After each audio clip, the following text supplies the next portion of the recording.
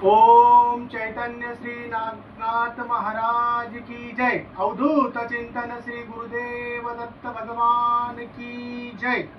आज श्री वडवण गावी नागनाथांचा जन्म झाला होता। सर्पिणीच्या वारुळामध्ये वीर्य पडल्यामुळे त्या सर्पिणीने ते वीर्य भक्षण केले। त्याच्यानंतर तिने अंड दिले। त्या अंडामधून नागनाथ महाराजांचा जन्म झाला। नवनाथामधील हे चौथे आणि मच्छिंद्रनाथांचे शिष्य मच्छिंद्रनाथ आणि नागनाथ यांचे युद्ध सुद्धा झाले होते।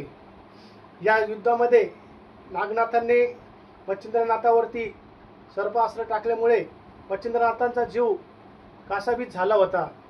त्यावेळेस त्यांनी श्री दत्तगुरूंचा धावा केला। त्यावेळेस नागनाथांनी ऐकलं हा आपल्या नाथपंथामधील असतील कुणीतरी हे। तेव्हा त्यांनी विचारलं श्री दत्तगुरू तुमचे कोण? तेव्हा ते मच्छिंद्रनाथ म्हणले दत्तगुरू हे माझे गुरु। त्यावेळेस नागनाथ म्हणाले मी सुद्धा नाथपंथी आहे आणि माझे सुद्धा गुरु श्री दत्तगुरू आहेत। त्यावेळेस मच्छिंद्रनाथांनी सांगितले नाथपंथामधील मी पहिला नाथ मच्छिंद्रनाथ। मग त्यावेळेस त्यांनी ते नागास्त्र काढून घेतले व मच्छिंद्रनाथांच्या चरणापाशी लोटांगण घेतले। अशी ही गुरु शिष्यांची भेट झाली। आजचा दिवस खूप आणि खूप महत्त्वाचा आहे। वट सावित्री पौर्णिमा।